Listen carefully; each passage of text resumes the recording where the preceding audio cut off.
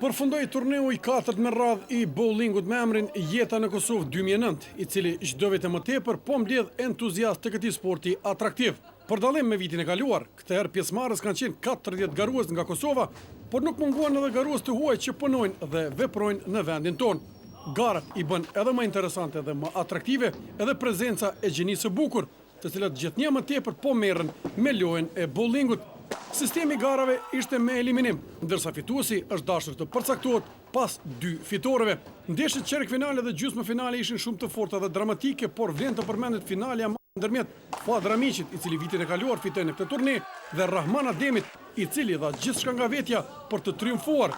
Ishte shumë afër këtij qëllimi, mirë po në gjuetin e fundit me strajk, ku i rrëzoi të gjitha birilat, Fadramiqi për herë të dytë me radhë fiton në këtë turne. Në një atmosferë të mirë që mbizotëroi nga dita e parë e deri në finale, organizatorët në fund i ndan edhe shpërbimet për fituesit.